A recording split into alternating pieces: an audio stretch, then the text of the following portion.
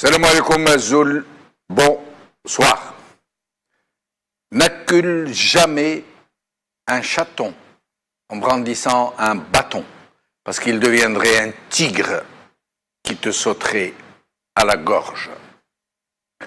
C'est la sagesse contenue dans ce vieux dicton chinois que les potentats enflés de morgue ne comprennent qu'au moment de leur lynchage ou quand ils n'ont plus d'autre choix que de fuir leur pays. Et c'est exactement ce qui se passe dans notre pays. Si ce régime qui règne sur les destinées algériennes depuis l'indépendance était doué de la moindre intelligence, de la moindre disposition à préserver sa propre pérennité, sa propre survie, il aurait fait en sorte de ne pas étouffer toute forme de contestation, comme il l'a fait. Il n'aurait pas réduit la société tout entière au silence. Il n'aurait pas fait en sorte que la seule forme d'expression qui ait droit de citer soit la chita. Si les barons de ce régime avaient la moindre présence d'esprit, ils auraient tout fait pour qu'il y ait une véritable opposition, réellement représentative, qui puisse cristalliser et exprimer les aspirations et les frustrations de leurs électeurs. Cela aurait eu l'effet d'une soupape de sécurité qui laisse s'échapper le trop-plein de pression, comme dans une cocotte minute, en ébullition.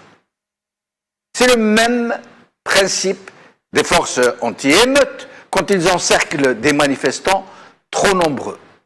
Ils leur laissent toujours une échappatoire. Quand ils donnent l'assaut et qu'ils laissent libre cours à la brutalité de leurs soudards, les officiers des escadrons ont toujours en sorte de laisser une ruelle libre par laquelle 99% des manifestations peuvent s'échapper. Et quand il n'y a plus que quelques dizaines de manifestants, alors ils ferment la nasse et les prennent pour les traduire en justice et se servir de cette répression pour dissuader d'autres mouvements du genre. Ces méthodes sont le b.a.-ba de la gestion des foules, comme ils disent, eux. Mais le régime algérien, qui maîtrise avec un art consommé de la manipulation la répression des manifestants, est cependant trop fruste et trop imprévoyant pour comprendre qu'il est dans son intérêt de ne pas acculer le chat, le chaton, s'il ne veut le transformer en tigre qui finira immanquablement par lui sauter à la gorge. Et c'est exactement ce qui se passe en ce moment en Algérie. Nous assistons à des formes d'expression nouvelles, fortes, parfois même violentes, qui viennent compenser l'absence de démocratie et de représentativité. Parce que leurs supposés représentants ne sont que des nervis du régime désignés par la fraude électorale, juste pour donner le change et faire croire qu'il existe des institutions dans ce pays. Parce que les seuls qui ont le droit de parole dans les médias et les tribunes de toutes sortes ne sont que des chiatines qui passent leur temps à saliver sur les mérites de leur faramatoum. Parce que l'accession aux espaces d'expression n'est permise qu'aux alliés naturels du régime. Parce que les associations dites de masse, syndicats, familles dites révolutionnaires et autres représentations d'opportunistes, de lécheurs d'assiettes, qui ne représentent que leurs propres intérêts, se sont transformés en garde-chiourme de l'opinion publique et en aboyeurs du politiquement correct qui accusent de harki quiconque ose dénoncer leur maître. Alors, les Algériens ont pris le maquis de l'expression politique. Ils sont sortis des sentiers battus que le régime leur a aménagés pour les réduire au silence des agneaux. Et parmi ces nouveaux champs d'expression politique, en plus des réseaux sociaux, de la harga, le plus fort, le plus sonore, le plus audible pour une jeunesse désespérée, est le stade. Depuis lequel des chants engagés fusent désormais, mais aussi des stigmatisations du régime, des invectives, des colibets et parfois des tombereaux de grossièreté. Et M. Yahya, le Premier ministre, a eu l'occasion de l'éprouver à plusieurs reprises et de mesurer sa véritable popularité par ailleurs, exprimée par des jeunes qui le lui ont hurlé en des termes très crus. Et ce n'est que justice, d'une certaine manière. Le régime a tout fait pour encadrer les stades, pour faire du football l'opium du peuple, pour l'anesthésier, lui faire oublier la misère, l'oppression, la corruption, le hagra, le ravage de tout un pays par une forme de prédateurs voraces. Il a voulu faire sienne ce principe de l'Empire romain à l'endroit de sa populace, dans l'heure du pain et des jeux, mais il aurait mieux fait de laisser aux gens un véritable espace d'expression politique. Maintenant, c'est trop tard pour lui. Le train de la colère est parti et il ne s'arrêtera plus qu'au terminus, à la gare de la Libération. Aujourd'hui,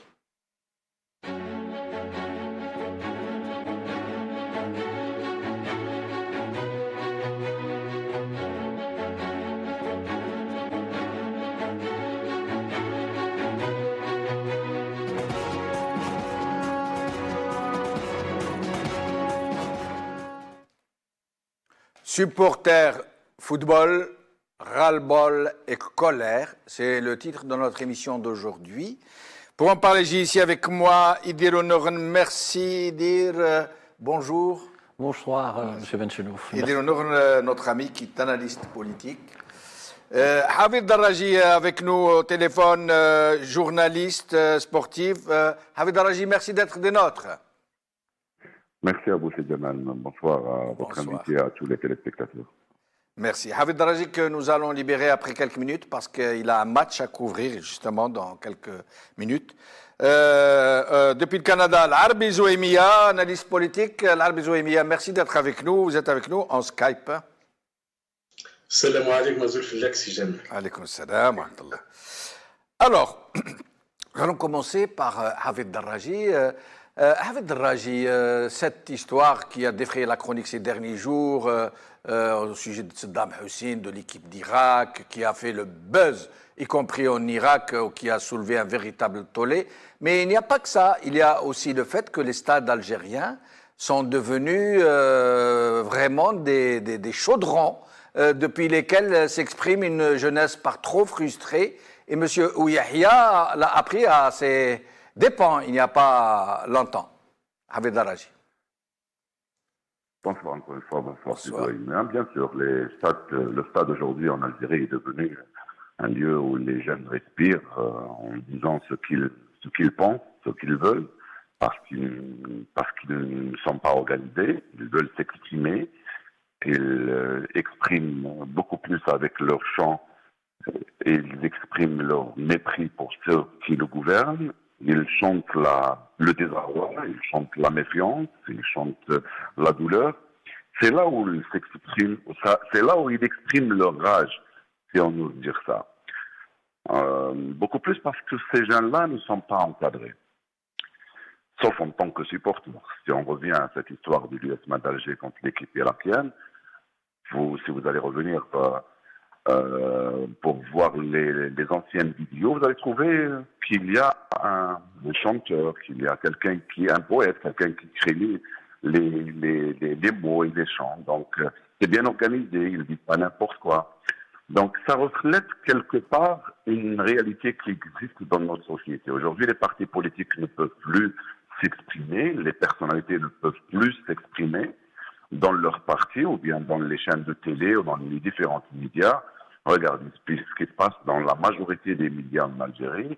On ne voit pas les gens on voit pas les opposants du pouvoir, on ne voit pas l'autre avis, on ne voit pas les partis politiques. On voit uniquement ces compagnies qui s'expriment pendant des heures et des heures dans les différentes chaînes. Donc les jeunes Algériens s'expriment dans les différentes tribunes, que ce soit à Alger ou ailleurs. Ils chantent leur mépris, comme vous l'avez dit, leur désarroi, leur méfiance. Avec Daraji, comment s'est produit ce phénomène? Comment ces jeunes se sont-ils emparés de ce créneau, si je puis dire, pour s'exprimer avec autant de force? Je rappelle que jusque-là, les seules chansons qu'on entendait dans les stades, c'était Jibouaya Loulet, groupe Bahara, c'était Rabat Driassa Mabrouk Alina, Adel Bidaya, Mazal, et autres chants mièvres un temps soit peu. Mais là, c'est du fort, c'est du vigoureux, c'est du costaud, c'est de la dynamite. Et ça va jusqu'à des niveaux vraiment où c'est l'invective, les colibés, et j'en passe, mais à tel point que nous ne pouvons pas passer nombreux de ces chants politiques, de ces gens engagés, tellement que c'est quasiment obscène. Malgré cette particularité, cette spécificité dont vous parlez, il ne faut pas oublier que ce n'est pas nouveau. Ça a commencé, je pense, depuis les événements d'octobre 88. Depuis les années 90, ça a commencé avec un style, elle a pris une autre tournure avec le temps. Donc, c'est pas nouveau. Les stades algériens ont commencé à parler d'eux à partir des années 80, depuis 88. Aujourd'hui, les slogans ont changé. Ils ont pris un caractère politique beaucoup plus. Donc, ils chantent même sur ceux qui les gouvernent. Donc, le caractère d'aujourd'hui a changé. Et puis, le pouvoir est intelligent. Ils disent, vaut mieux le laisser dans les stades. Quand il termine, il rentre chez lui. Donc, sinon, il va sortir dehors. C'est très intelligent de la part des pouvoirs publics de les laisser comme ça. Et puis, les stades aussi dans le monde entier, ils sont comme ça. Peut-être chez nous, il y a une certaine particularité. Les jeunes Algériens ont beaucoup de soucis. Les jeunes Algériens ne sont pas encadrés. Les jeunes Algériens, ils veulent s'exprimer parce qu'un jeune de 20 ans aujourd'hui, tu ne peux pas lui fermer la bouche. Il a envie de dire non. Il a envie de dire j'en ai marre. Il a envie de s'exprimer. Il faut le laisser s'exprimer. Il faut l'encourager, pas dans les stades bien sûr. Il faut l'encourager et l'encadrer à travers les associations, le mouvement associatif, les partis politiques. Même l'État aussi doit s'impliquer pour canaliser, pas pour l'empêcher de parler, mais pour le canaliser et cultiver cette culture culture d'expression, beaucoup plus. Mais Hafid Daraji, vous qui avez une grande proximité avec les stades, et c'est peu dire que de le dire, comment se confectionnent ces chansons? Est-ce que c'est fait par les comités de supporters? Parce que c'est très étrange que des jeunes arrivent par dizaines de milliers et qu'ils entendent ensemble un même chant du jour au lendemain qui n'était pas du tout connu. Ça veut dire qu'il y a de la préparation, il y a derrière quelque chose qui se concocte, qui se prépare, qu'un parolier, une musique et tout le reste. Je vous ai dit tout à l'heure que ça a commencé depuis la fin des années 80, mais ça a commencé à s'organiser depuis quelques années. Ils ont vu ce qui se passe ailleurs avec l'Altras qui met en Égypte, dans le monde arabe. Si je reste uniquement dans le monde arabe, aujourd'hui il y a quelque chose qui s'appelle Altras. C'est un comité, vous l'appelez de supporters ou bien du quartier. C'est un comité avec un chef, ou bien avec des chefs, et qui sont là. Et ils n'ont rien à faire. Et souvent, ils n'ont pas de boulot. Donc, ils sont là uniquement pour suivre aujourd'hui le Facebook, lire les journaux, la presse sportive beaucoup plus, et écouter de bouche à oreille ce qu'ils se disent, et regarder aussi les chaînes de télé, les YouTube aussi. Aujourd'hui, le YouTube est très suivi. Donc, à partir de là, qu'ils aient des idées et les concrétisent avec des poèmes, avec des chansons qui deviennent des chants pour les différents supporters. Et ils commencent à apprendre une dizaine, une quinzaine, une vingtaine de personnes avec le temps. Premier match, deuxième match, troisième match, tout le stade qui chante la même chanson.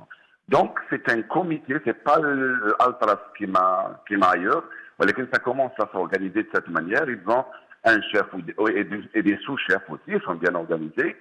Ils se déplacent ensemble aussi, et ils louent des bus pour se déplacer, des voitures aussi pour se déplacer. Et ils ont un mouvement qui est là. Je ne pense pas qu'il y a une liaison avec un parti politique ou bien avec une partie. C'est des jeunes qui chantent comme ça, comme je l'avais dit, qui chantent leur désarroi et leur mépris pour ceux qui les gouvernent. Merci, Hafid Darraji. Bonne fin de soirée. Au plaisir de vous revoir. Idir, d'abord, j'aimerais rappeler quelque chose. Ça veut dire que, contrairement à ce qui paraît, ce n'est pas nouveau. Ce n'est pas nouveau. Moi, je me rappelle de quelque chose que peu d'Algériens connaissent, parce qu'ils ne sont pas aussi vieux que moi, et que vous, par la même occasion. Mais ça ne vous a pas plu, ça, hein? Non, pas du tout, j'apprécie. Mais sinon, moi, je me rappelle Boumediene, lors d'un match JSK, je crois que c'est Coupe d'Algérie. La Coupe d'Algérie, oui. Voilà. Et alors, il a été humilié. On n'a jamais vu ça. À l'époque, Boumediene, c'était le totem. Personne n'osait. Il faisait peur à tout le monde. Alors, tout le stade qui se lève et qui se met à chanter Boumediene, assassin, Boumediene. Je me rappelle que la télé, ils ont été tellement pris de court qu'ils n'ont pas coupé le son. Et que Boumediene est quasiment rentré dans son fauteuil. Et c'est par la suite, que toutes les équipes ont été rattachées au secteur public. JSK est devenu JET, oui, tout à fait, électronique, CRB est devenu Shabab mécanique, etc. Ça a précipité la réforme. Donc c'est pas vraiment nouveau. Non, c'est pas nouveau du tout. Mais pendant longtemps, ils ont réussi à les anesthésier. Panem and circenses, du pain et des jeux, hein, donnez-leur du pain et des jeux.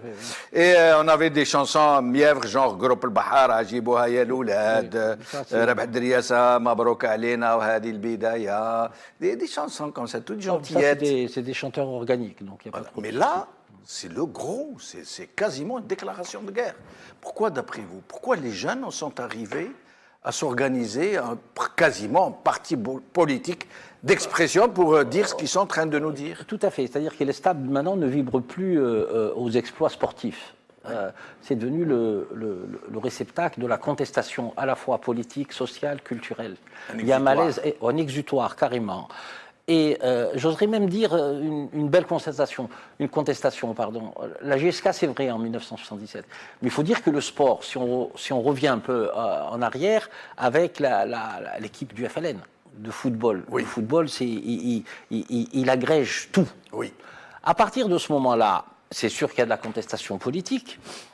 L'équipe FLN, vous voulez parler de cette fameuse désertion des joueurs qui étaient dans les équipes de France. Tout à fait. Tous désertés en même temps pour rejoindre l'équipe du FLN, et ça a fait un scoop mondial. Tout à fait. Et puis les tribunes maintenant, c'est devenu, je dirais, un tribunal politique, où la jeunesse algérienne exprime son désarroi, son malaise, sa frustration, ses angoisses et ses manques de perspective. Et là où je vous rejoins dans l'édito, quand vous avez dit le pouvoir n'a pas eu l'extrême intelligence, et on a eu à le dire souvent, d'émanciper les populations. C'est un problème d'émancipation aussi. Et à partir de ce moment-là, le stade devient, vous savez parler des Grecs, de l'agora grecque ou du forum romain. Oui. C'est là où tout le monde s'exprime, dit son saoul, son ras-le-bol, ses frustrations, ses angoisses. Il y a une triade en Algérie où il ne faut pas parler. C'est la politique, la religion et la sexualité. Ça, c'est pas moi qui le dis, c'est des experts. À partir du moment où tout est renfermé, c'est toute la société. C'est toute la société qui est bloquée. En plus, en Algérie, comme vous le savez, bon, politiquement, ça ne va pas, il n'y a pas de perspective. Ils n'arrivent pas à s'organiser. Le pouvoir se restructure de manière autoritaire, et je pense que vous l'avez dit au niveau de l'édito. Qu'est-ce qui reste à ces jeunes-là? Heureusement que ça reste confiné dans les stades. Parce que là, on passe d'une contestation verbale, comme ça, articulée, politique, qui exprime un malaise, un mal-être. On risque d'arriver à un autre type de contestation. Le souci est là. C'est-à-dire, cette jeunesse, elle peut sortir du cadre normal de fonctionnement d'une société. Elle peut aller à la violence. Mais c'est un peu le cas, puisqu'il y a une violence verbale. Par exemple, aujourd'hui, ces chants que tout le monde salue, elles pêchent néanmoins d'un côté leur obscénité. Et vous savez que nous, avec notre culture, etc., culture de la pudeur, alors dans les stades, on dit des choses trop crues, qui font du mal, même Yahya, quand il a été interpellé, ça a été un peu dur, hein.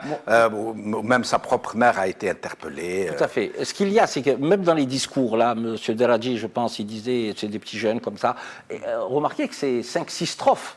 Oui. Mais le souci tant que le pouvoir et même on va dire les corps intermédiaires non clientélisés, les gens dans le milieu associatif libre, ne comprennent pas le message. C'est un message d'une profondeur extraordinaire, Oui. avec un parler algérien que le jeune de Sidi El Houari ou de Bab El Oued ou du Sendé ou de Harrach ou du cours de la Révolution à Annaba comprend. Et puis la lucidité politique. Oui, tout à fait. Il parle par aphorisme. Il y a même une 5-6 strophes sur les mandats, le premier, le deuxième, le troisième, le quatrième, le cinquième du président de la République. C'est toutes ces questions-là. Ça reste au niveau maintenant de la verbalisation. Comme vous l'avez si bien dit tout à l'heure, c'est une soupape de sécurité. Mais c'est la verbalisation. Absolument. Ça permet à la société de respirer, de ne pas exploser. Pourquoi aussi, M. Benchenouf, c'est que le pouvoir a été incapable de mesurer et de se dire comment je vais capter la demande sociale de ces jeunes. Comment j'ai demandé leur désir de liberté, cette demande de liberté supplémentaire. Comment je vais devancer ces aspirations économiques, culturelles, sociales. Comment la société doit fonctionner. Le régime semble avoir trouvé la panacée puisqu'il leur envoie Ould Abbas leur parler du lion de la savane qui regarde à 360 degrés et qui donne un coup de patte. Oui, c'est toutes ces questions, c'est intimement lié à la politique de l'État. Et puis ces jeunes-là, dont vous l'avez dit aussi, je ne sais pas si c'est M. Dalati ou vous avez dit, le regard condescendant qu'ont les dirigeants sur ces jeunes-là. Oui. C'est-à-dire une espèce de mépris. Oui. Alors qu'ils sont complètement dans la vérité. Si vous regardez la sémantique, c'est des rappeurs extraordinaires. Absolument. Moi, ça reste plus maintenant au stade du rappeur. Oui. S'il y a des déclencheurs, oui. C'est vrai. Le danger est là aussi. Donc, c'est des diseurs, c'est des gens qui disent les choses. Tout à fait, parce que le côté bon enfant, ça peut se trouver, oui. Mais je n'y crois pas trop. Quoi. Nous allons écouter quelques extraits d'une de ces chansons, puis nous allons accueillir l'Arbi Zouémia.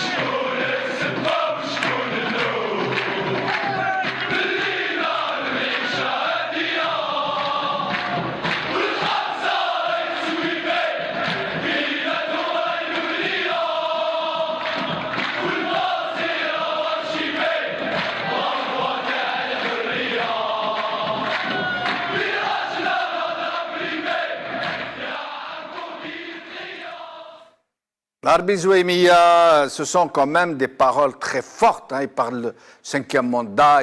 Moi, j'ai été ému quand ils disent « Mellina al-Maïcha Hadiya ». C'est terrible que des dizaines de milliers de jeunes vous chantent ça. C'est incroyable, l'Arbi Zouémia.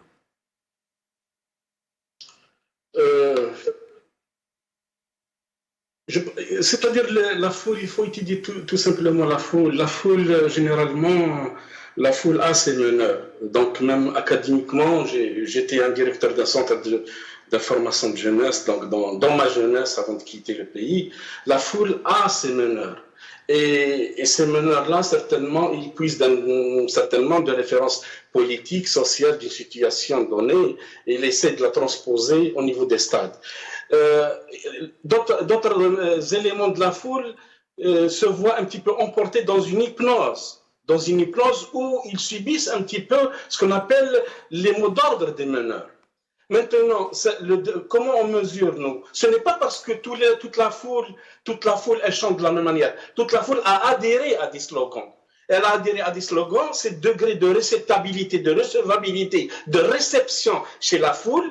Il est spécifique à l'Algérie dans une culture de supporterisme footballistique qui est un petit peu inédit. Ça veut dire la réceptabilité des gens dans la foule à des mots d'ordre laisse entendre justement une compensation qui s'exprime parce qu'il y a un déficit social, un déficit culturel, un déficit économique, un déficit financier et un déficit sentimental aussi. Donc, la défaillance de la société dans la prise en charge des jeunes surtout, elle se traduit au stade par une réception de la foule au slogan de meneur. Ce n'est pas toute la foule qui connaît la chanson, certainement. Et à un moment donné, on assiste à des dépassements parce qu'il y a une expression violente aussi dans les mots, dans ce qu'on appelle des mots obscènes ou dans un comportement violent, parce que la foule à peu près, elle est frustrée, la foule elle est là, elle vient, elle a une seule journée dans la semaine, dans les 2 semaines, pour compenser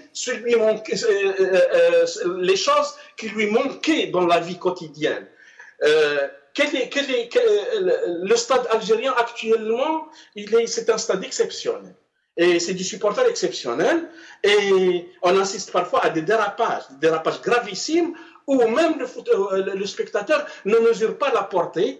Et de voir par exemple des invités qui sont venus d'Irak, c'est une équipe invitée qui est venue jouer un match de football. Certainement, il y a une bataille identitaire dans le match de football. Il y a ce qu'on appelle une guerre, il y a une organisation archaïque dans l'expression. Mais Larbi Zouemia, excusez-moi de vous interrompre. Quand vous parlez de slogans, de foule, de meneurs, de donneurs d'ordre, d'après vous, qui compose ces chansons, ces slogans? À plus forte raison que c'est très interpellant, puisque ce sont des paroles vraies, c'est des paroles de colère, c'est des paroles de ras-le-bol, ce ne sont pas des orientations partisanes, idéologiques. Nous assistons à de la dénonciation, à des gens qui expriment un véritable ras-le-bol. Or, qu'est-ce que vous entendez par meneur, donneur d'ordre, faiseur de slogans?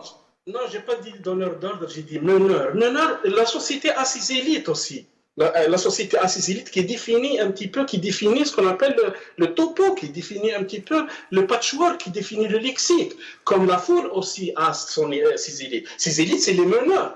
Ces élites, c'est les meneurs, parce que dans toute foule ou dans toute marche, il y a un intelligent ou des intelligents qui prennent la parole. Parce que peut-être c'est des bons orateurs, ils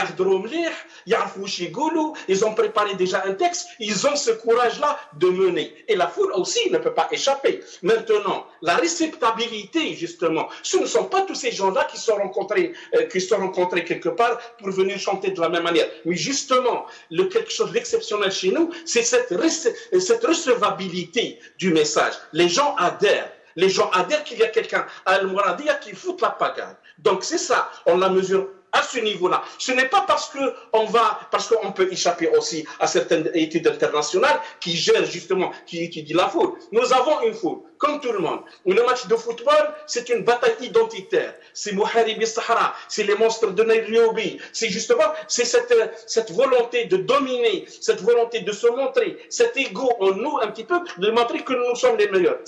Ça, c'est commun à toutes les nations presque. Mais chez nous, il y a certainement, on remarque toujours, surtout dans cette autonomisation de la frange d'âge des petits, qui versent aussi dans ce peine, qui versent aussi dans leur pratique, dans leur agressivité, ça sous-entend qu'on a actuellement une jeunesse qui souffre réellement, et on la mesure justement par ce degré de réceptabilité, pas par un degré d'invention. Certainement, les gens qui ont fait des chansons sont très intelligents. Ils ont essayé de ramener de faire des bonnes comparaisons, de ramener même de la mélodie, mais il faut comme ça. Et elle s'organise à peu près. Nous la voyons qu'elle s'organise, elle s'étale en quantité, elle s'étale en le temps, elle s'enchaîne en fréquence, et c'est ça ce qui démontre réellement que nous avons une jeunesse qui n'a pas réellement des activités sportives, qui n'a pas là où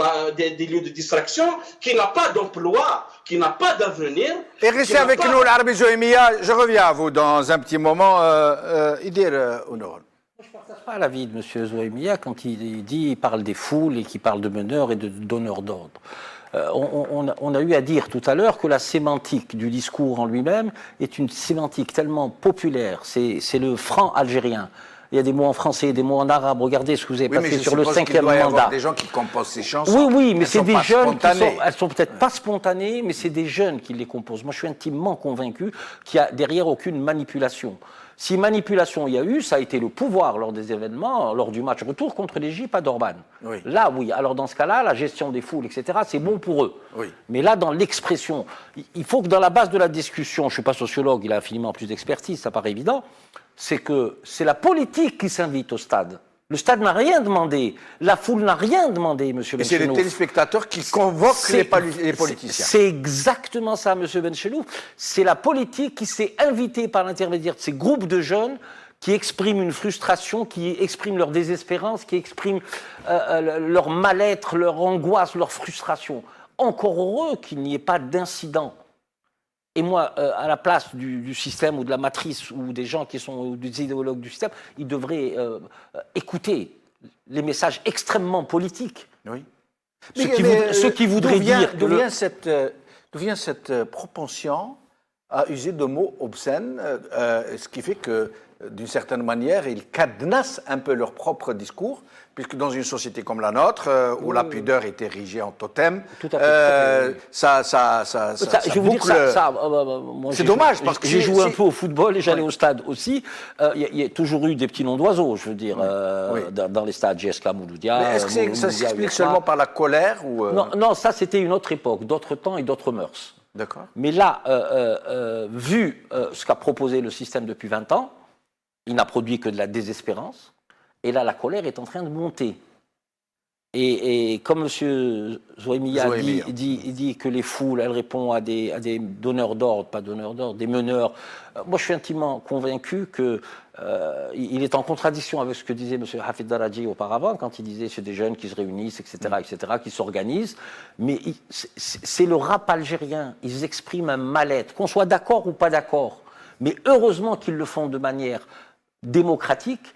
Il n'y a pas beaucoup de violence dans leurs propos. Oui. Si vous voyez les slogans sur le 5e mandat, traduit en français, par exemple, c'est tout à fait banal. Mais c'est d'une banalité extraordinaire. Ça mais passe, l'architecture du mot, la rythmique au niveau du son, c'est quelque chose d'extraordinaire. Et moi, je les félicite. Mais pourvu que ça n'aille pas vers de la violence. Monsieur Daraji disait, il faudrait peut-être qu'on les encadre, etc., etc. Mais bien évidemment qu'il faut les encadrer. Bien évidemment, mais il faut que le pouvoir comprenne une chose, cette colère qui pour le moment est douce et soft, ça peut nous emmener vers des dérapages graves. L'Arbi Zouaimia, à votre avis, est-ce que d'abord vous souhaitez répondre à Idir Honorol avant que je vous pose la question?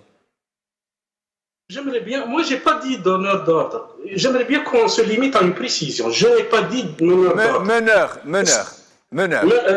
Non, j'ai pas dit donneur d'ordre, j'ai dit meneur. Oui. Tout à fait normal, une foule à une autre. Je ne sais pas si monsieur Idir connaît la dynamique de groupe ou connaît que ça veut dire une foule. La gestion de foule, la description de la foule, la composition de la foule, les relations entre les éléments de la foule. Justement, il faut étudier. On ne peut pas donner à tout politique, il faut un peu de géométrie, monsieur Idir. Un peu de géométrie. Nous sommes d'accord. J'ai pas entendu. J'ai pas entendu ce que vous avez dit. Nous sommes d'accord sur une situation. Nous sommes d'accord, il faut pas. Nous sommes d'accord que la situation, elle est mauvaise. Justement, nous essayons de comprendre un petit peu cette foule-là et les mots obscènes, vous avez Est-ce cité que les vous mots ne pensez obscènes. pas, l'Arabie Zouémia, est-ce que vous ne pensez pas qu'en qualifiant ces jeunes de foule, vous entrez un peu dans une sorte de négativisme, j'allais dire presque de mépris? Pourquoi ne pas dire cette jeunesse, ces jeunes, ces supporters Foule, Non, foule me semble un peu avoir une connotation quelque peu péjorative. Écoutez, la foule, dans le stade, la définition de Flaubert, c'est une foule.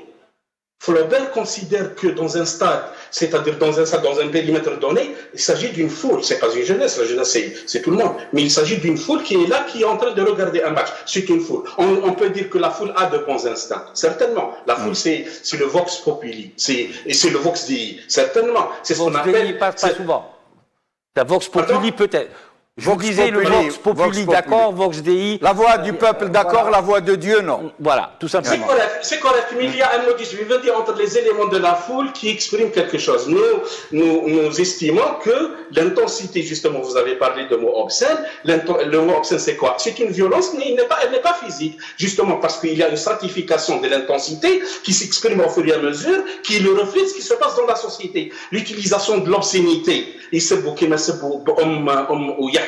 ne fallait pas le faire, mais cette obscénité, elle s'exprime comment? Elle s'exprime dans son caractère à peu près de dégoût, son caractère de rejet total, et les gens peut-être à ce moment-là n'avaient pas d'autre choix que d'aller à l'extrême en prononçant des gros mots. C'est ça, l'obscénité c'est une intensité, et c'est une intensité dans l'expression d'une foule. Maintenant on chante le lucide, le bon parler, le bon parler, ok, la foule dit le politique, ok, mais à un moment donné, la foule aussi peut aller à l'extrême au point où elle fait des dégâts aussi, comme ce qui s'est passé avec les Irakiens, parce que les gens ne savent pas pourquoi on insulte les Irakiens. Même si les gens ne savent pas exactement le degré de leur geste, mais justement, nous pouvons dire que notre société, non seulement le pouvoir, notre société qui est oisive, qui alimente la rente aussi, elle vit une problématique gravissime. Pourquoi je dis la foule? Laissez-moi surtout ça. Les gens sont partis à Constantine. Les gens qui sont partis à Constantine, le Mouatana, ok. Les Mouatana sont partis à Constantine pour discuter avec des gens. On considère que les gens c'est une élite qui a un programme, qui a des dires, qui a un texte, qui a une conception, qui a un programme à livrer. Il n'y avait pas de réceptabilité, il n'y avait pas de réception. Ça n'a pas été réceptionné par tout simplement, il y a des embûches du pouvoir ou encore de l'énergie de la société. Au stade, c'est autre chose. Elle est libérée. Elle est anonyme. Ce n'est pas parce que il y a une personnalisation justement de loin. Certains bonhommes agissent en fonction des personnes qu'ils voient ou ont à peu près un jugement. Mais dans la foule là, c'est anonyme. Les gens se rencontrent de partout. Il y a 3 ou 4 qui ils enchaînent et c'est comme ça. Et ce qui nous importe, nous, c'est justement la beauté. Mais c'est pas la beauté, l'exceptionnalité du feedback. C'est ça l'expérience du feedback qui exprime réellement que les gens adhèrent à des slogans, à une situation, à un topo, à une description de situation, parce qu'ils la vivent. Ils la vivent. Et restez avec nous, l'Arabie Zouémia, nous allons... Leur vécu quotidien. Et nous allons revenir vers vous. Nous allons écouter quelques autres paroles. Petite...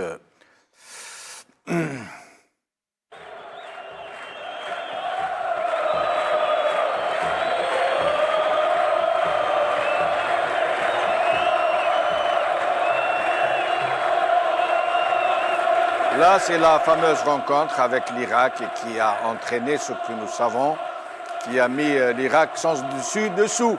Nous allons écouter.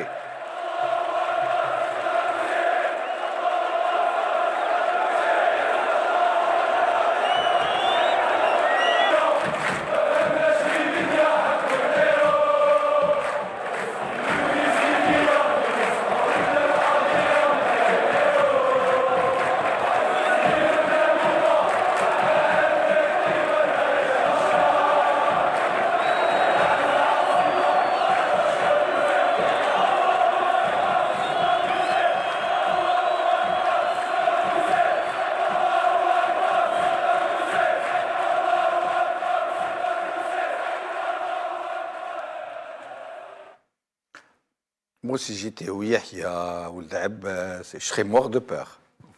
Peut-être, oui. Mais sinon. Donc, on voit que c'est comme si ces jeunes prenaient maintenant conscience de leur force, de leur union, de leur nombre, dans le même temps que le régime prend enfin conscience qu'il a trop longtemps privé la cocotte minute de ce soupape de sécurité. Vous pensez que ça pourrait déborder un jour? Bon, c'est évident que c'est un risque. C'est un risque que ça déborde, bien évidemment. Si rien n'est fait, on vit dans un climat délétère. Il y a les corps intermédiaires qui se mettent de la partie, là, actuellement, pour le 5e mandat. L'espace économique est verrouillé. Une bourgeoisie compradore. Aujourd'hui, on nous annonce que le président de la République finalement autorise le partenariat public-privé. Aujourd'hui, suite aux incidents qu'il y a eu, enfin aux désaveux qu'a subi M. Yahya, puis pour en revenir à cette jeunesse-là qui n'a pas d'espérance et qui n'arrive pas à se projeter, à se construire un futur qui serait agréable à vivre, dans un pays agréable à vivre, c'est toute la société qui est malade et le pouvoir ne s'en rend pas compte. Et quand il parle du 5e mandat, encore une fois, c'est pour quel projet? Il propose quoi, le président de la République ou les idéologues du mouvement?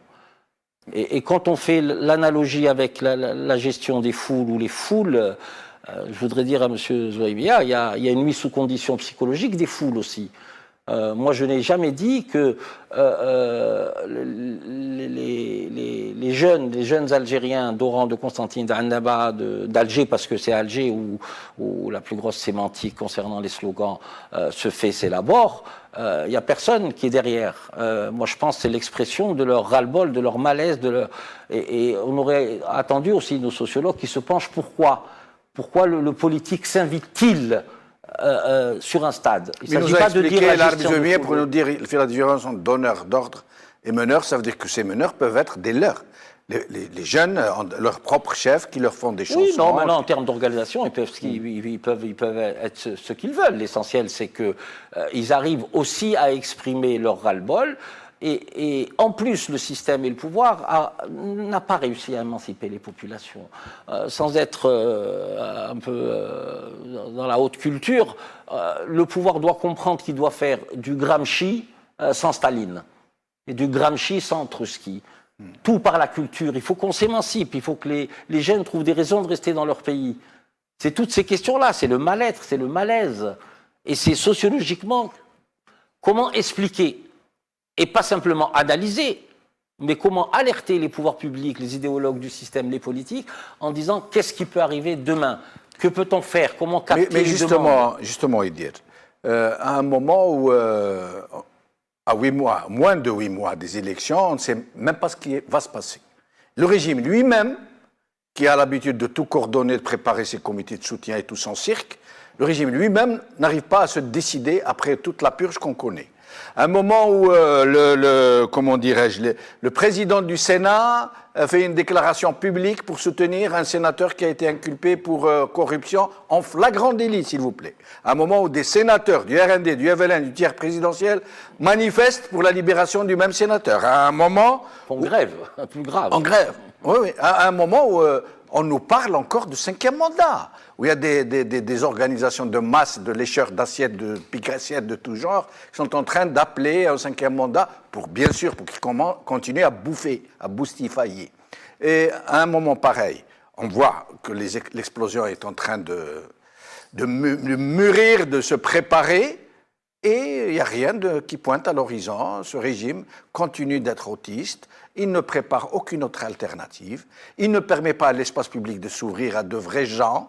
Les Ould Abbas continuent de nous parler de lions de la savane, les Naïma Salhi, les Ammar Ben Younes, les Ammar Ghoul, les Yahya, l'autre, comment il s'appelle, Sidi Saïd, et toute cette faune de prédateurs qui est là en train de mastiquer leurs 4 heures.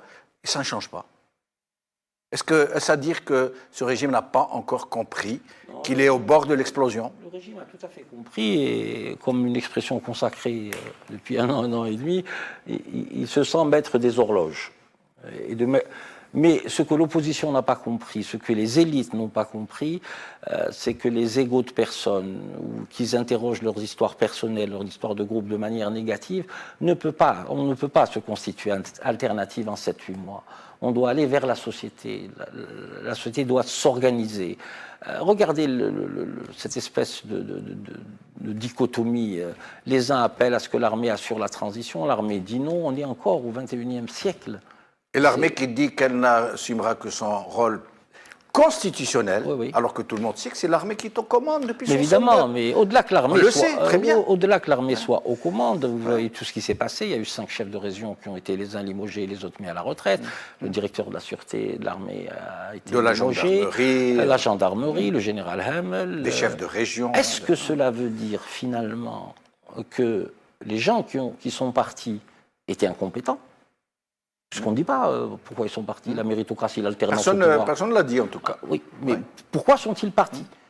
Depuis l'indépendance, il n'y a jamais eu un aussi grand mouvement. Il y a un communiqué récent qui parle d'alternance. Tout à fait. C'est alors que ceux qui ont limogé sont plus âgés que ceux qui ont été limogés. Tout à fait, tout à fait. Au-delà de ce problème de forme, ça veut dire que l'armée était à un moment donné incompétente, puisque mise à la retraite, limogée, ça veut dire qu'il y a une incompétence, quelque part. Oui. Comment peut-on le lire en citoyen basique? Le souci, c'est celui-là aussi. Et vu tout ce qui se passe actuellement, bon, ça laisse un avenir plus ou moins un peu sombre, quoi. Larbi Zouaïmia, à votre avis, est-ce que ce régime va enfin comprendre, après ces derniers événements dans les stades, qu'il est de son propre intérêt, lui, d'ouvrir le champ politique et de laisser les Algériens enfin s'exprimer par le biais de vrais représentants autres que les Ould Abbas et compagnie? Je pense pas que c'est un régime autiste, c'est vrai, je pense pas. Même le gouvernement, même l'APN, je sais pas ces forces qui constituent ce pouvoir, non, je pense pas, ils sont là, ils veulent déterminer le pays, ils sont dans une situation un petit peu de folie. Vous voyez, j'aimerais bien citer le cas du ministre de la Santé, c'est honteux, c'est et le monsieur, il est venu au ministre de la Santé. D'accord, tu fais une enquête, peut-être la responsabilité de la famille, de l'hôpital, on n'a pas préjugé, mais j'ai goulé à la tfla, et vous savez que le monde animal est un monde gentil, ça veut dire que c'est la dame qui est allée chercher des noix aux scorpions. Exactement. Vous imaginez à quelqu'un, un aristocrate dans les plaines de Jutland de Danemark en train de caresser un cheval blanc. C'est un professeur, mais c'est honteux. C'est comme si, comme on dit en latin, sutorne supra crepidam. C'est le cordonnier pas à la hauteur de la chaussure. C'est exactement ça. Et vous avez beaucoup d'exemples dans ce gouvernement. J'aimerais bien un petit détail dans la foule de supporters généralement, parce qu'il y a la spécificité généralement du football par rapport à la gymnase, par rapport au handball, par rapport au rugby qui est plus discipliné. Le football à peu près naît au sein des gens organisés. C'est presque des partis politiques où ils affûtent un petit peu leur dictons, leurs slogans, leurs chansons qui sont toujours en permanence par rapport à un événement de football, et ils sont là parce que la foule n'est pas homogène aussi, c'est hétérogène. Et ce qu'on a vu comme passage maintenant dans le cas des Irakiens, c'est presque il y a quelque chose et puis il y a un autre passage. C'est comme s'il y a un autre groupe qui est intervenu. Je suis désolé pour les Irakiens, je présente personnellement des excuses, il ne fallait pas aller à cette situation. On ne doit pas se mêler des affaires des autres pays. On ne doit pas humilier les gens, on doit s'occuper de notre pays. Notre pays a beaucoup de problèmes, mais on n'a pas de leçons à donner aux Irakiens. On a Saddam Hussein, nous défendons notre pays. Mais Larbi Zouaïmia, c'est un stade qui s'exprime. Je crois qu'on n'a pas à dire à des supporters ce qu'ils doivent chanter ou pas. C'est venu comme ça, c'est l'état d'esprit qui règne. Les gens comprennent comme ils peuvent et ils s'expriment. à leur façon. Oui, Oui. tout à fait. Vous avez tout à fait raison. C'est-à-dire, on ne peut pas aller devant les supporters et leur dire pourquoi vous avez dit ça, certainement. Mais ça donne une idée exactement qu'il s'agit. Notre pays est devenu l'auberge espagnole où tout se vend, bien sûr, tout se vend. Qu'est-ce que cette littérature anti-chiite, d'où est-ce qu'elle est venue? Elle est venue de l'Arabie Saoudite, d'un wahhabisme qui est actif actuellement en Algérie. Il faut le dire. Justement, on évite que notre pays, on a besoin de notre pays. Nous devons, c'est notre problème primordial, notre problème essentiel, le point d'orgue de notre préoccupation, c'est notre pays. Nous défendons ça, son identité, sa culture, son économie, c'est tout. Ses problèmes, son bâtiment, son environnement, le choléra, et d'un pouvoir mafieux aussi qui pille chaque jour. Mais encore une fois, j'aime bien que les gens disent que ça veut dire un invité qui est venu jouer un match de football et se fait insulter parce qu'il est chiite.